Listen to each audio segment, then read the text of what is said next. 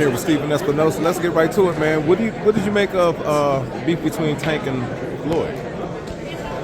You know, it's disappointing. I'd love to see them reconcile. I think it's a little bit of growing pains in some sense. Like, as a guy matures in his career, he wants to become his own man, his own boss. Yeah. There's inevitably a little bit of butting heads that happen. Just a little bit more than that. I hope they can get back together on the same page. Because Floyd was a big part in the early part of Tank's career. Frank said that he hurt Tank in sparring to the point where he wobbled him. So would you say that news makes this a 50-50 fight? I wouldn't say that makes it a 50-50 fight. I mean, it's interesting, but I think there are other reasons why it's a 50-50 fight. But on the sparring, look, everybody's looking for an edge, and, different people perceive that sparring differently. They both have their version of it. But ultimately, we all know that sparring doesn't mean that much. Because a lot of times you're in sparring, you may not be in the best shape, you might be working on stuff or not working on this stuff. One guy's further along camp, one guy's not in camp. There's just a lot of different elements. But I will say this, there's so much attention on Tank and Benavidez, rightly so. It's a great doubleheader card. Oh yeah, great card. Not much is being paid to their opponents, and they both have real opponents. Frank, the only question about Frank is what he does at this level. He hasn't been at this level before. He doesn't have experience, but physically he's a great athlete, got good power, good fundamentals, solid backing of Errol Spence and Derek James. So the question is, what's he going to do on the big stage against the top of the division? But physically, he's got all the tools. So I think that's what makes it, to me, a 50-50 fight. Tank said that he doesn't like the promotion for this fight, and that's why he didn't show up for the Grand Rivals. What's your thoughts on that, Stephen?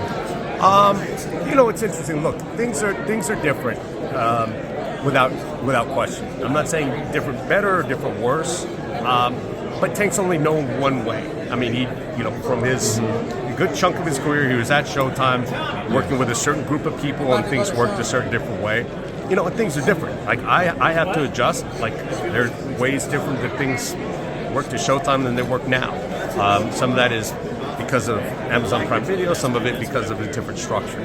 So I get it. It's an adjustment. I think that's where he was coming from, and we just adjust and move on and make the best of it. Well, on the positive side, Tank seems to be in real good spirits and wants to promote this fight. So why wasn't there like the face-off sit-down between the fighters, especially when this is such a big fight? That was something that we've talked about. It's I know fans often like those face-off type interviews. I mean, for me, they're sort of it's hit or miss. Like, you either get 20 or 30 minutes of really intriguing stuff, or it's a complete dud. Where it's sort of like you can't force that conversation there. Now, clearly there's a rivalry. Clearly there's trash talking. I'm not sure we need to see 25 minutes of the trash talking. It was like the little bit that we got was good. I don't think it was going to get much more complex than that. Right. So I think this is one where we got 5 good, entertaining minutes of it, and that's pretty good. The fans love seeing the face-off sit-downs like Floyd's back in the day. Yep. Is that something Amazon can implement and add to their programs for the fans? I absolutely think so, and I think it depends on the rivalry and the personalities and and how they work out. There have been some that are done again that are really solid, really entertaining. Others, it's worth trying. Everything's on the table. That's one of the exciting things about the new relationship. Yeah, Tank said he removed Curmel Moton from fighting on this card because of Floyd. That's a whole other story. So when are we going to see Curmel Moton back in the ring again?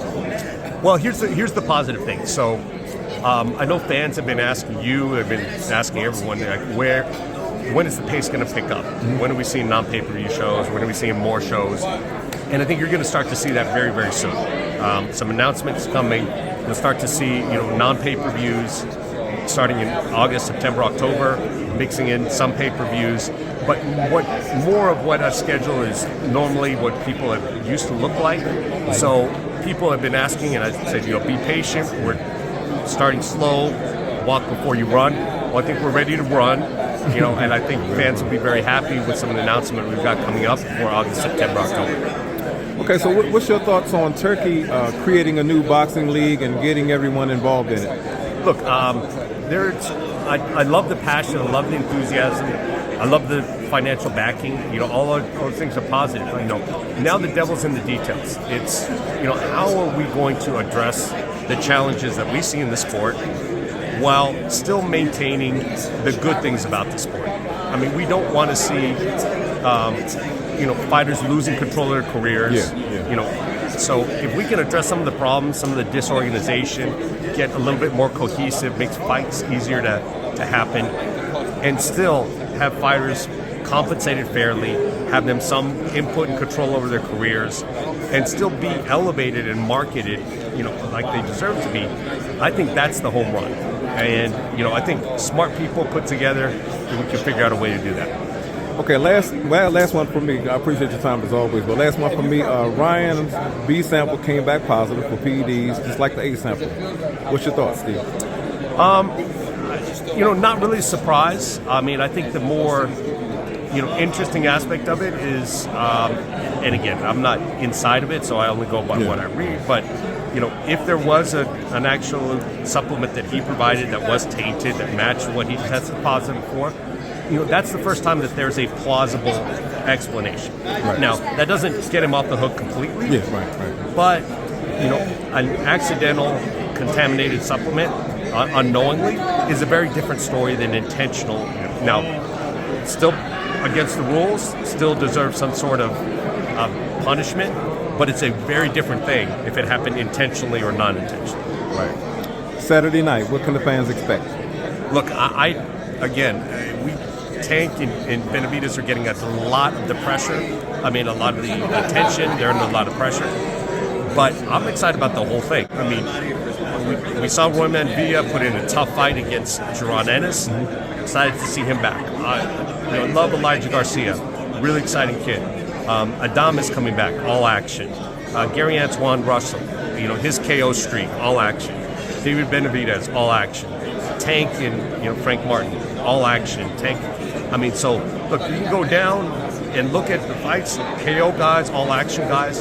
I think at the end of this, we're going to see one of the best action fight cards that we've seen in a long time. Thanks, Steve. You got it.